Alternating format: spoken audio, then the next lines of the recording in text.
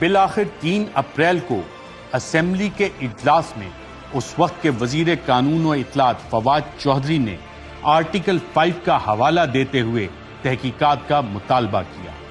یہ ایک effective operation ہے جناب اسپیکر رجیم چینج کا بائی اے فارن گورنمنٹ، اور بدقسمتی سے اس کے ساتھ ہی ہمارے کچھ اتحادیوں کا اور ہمارے اپنے 22 لوگوں کا ضمیر جاگ جاتا ہے ماشاءاللہ۔ یہ فیصلہ عدم اعتماد کا نہیں ہے، آرٹیکل 5 کا ہے۔ اسپیکر صاحب میری آپ سے درخواست ہے پہلے ہمیں بتایا جائے کہ کیا بیرون ملک کی مدد سے رجیم چینج کی جا سکتی ہے پاکستان میں؟ کیا یہ آئین کے آرٹیکل 5 کی خلاف ورزی ہے یا نہیں ہے؟ رولنگ اس کے اوپر آنی چاہیے اسپیکر صاحب کہ آرٹیکل 5 کے یہ متضادم ہے یا نہیں ہے۔ پہلے آپ اس کی کانسٹیٹیوشنلٹی طے کریں پھر آگے بڑھیں۔ ڈپٹی اسپیکر قومی اسمبلی قاسم خان سوری نے اسی بنیاد پر اس تحریک کو مسترد کر دیا۔ وزیر اعظم پاکستان کے خلاف اپوزیشن نے عدم اعتماد کی تحریک 8 مارچ 2022 کو پیش کی تھی۔ عدم اعتماد کی تحریک کا آئین، قانون اور رولز کے مطابق ہونا ضروری ہے۔ کسی غیر ملکی طاقت کو یہ حق نہیں کہ وہ سازش کے تحت پاکستان کے عوام کی منتخب حکومت کو گرائے۔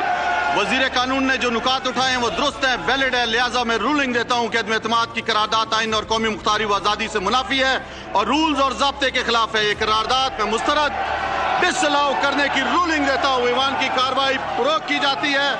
فرمان میں اسلامی جمہوریہ پاکستان کے دستور کے آرٹیکل 54 کی شق 3 کے تحت تجویز کردہ اختیارات کو بروقار لاتے ہوئے قومی اسمبلی کا 25 مارچ 2022 کو طلب کردہ اجلاس اس کے کام کے اختتام پر بذریعہ حاضر برخاست کرتا ہوں۔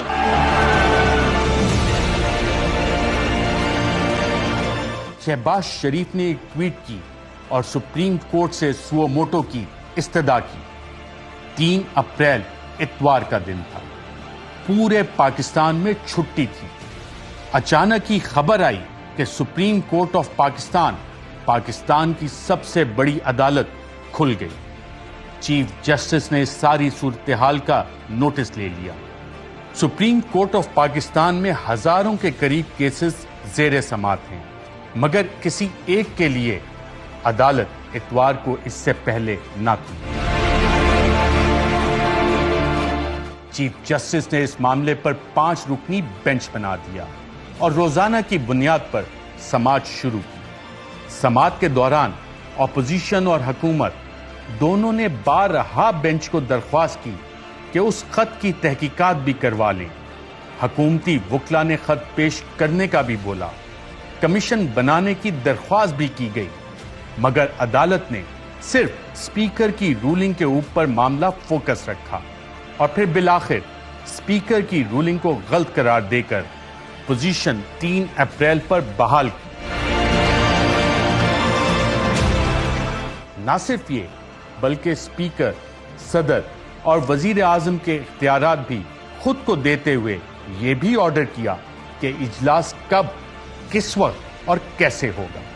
اس وقت کے وزیر فواد چودھری نے اس فیصلے پر کہا کہ پارلیمان کی بالادستی ختم ہو گئی۔ جس قسم کا فیصلہ آیا ہے اس سے پارلیمنٹ کی جو سپریمیسی ہے وہ خطرے میں پڑ گئی ہے۔ جو سپریم کورٹ نے جس طریقے سے اجلاس بھی خود ہی طلب کیا، پھر اس کی ٹائمنگز بھی جو ہے اس کے میں سپریم کورٹ نے دی، ہم سمجھتے ہیں کہ اس فیصلے کے بعد پارلیمنٹ کی سپریمیسی اب نہیں رہی ہے، جو حاکمیت ہے وہ پارلیمان کی نہیں رہی ہے۔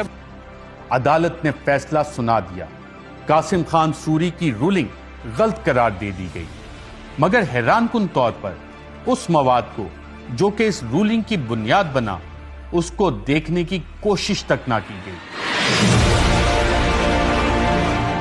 اس سے پہلے سابق وزیر اعظم نواز شریف ایک سادہ کاغذ پر چھپے میمو کو لے کر عدالت گئے تھے اور کمیشن بنا دیا گیا تھا، مگر اب کی بات سپریم کورٹ نے اس آفیشل مراسلے کو دیکھنے کی زحمت تک نہ کی۔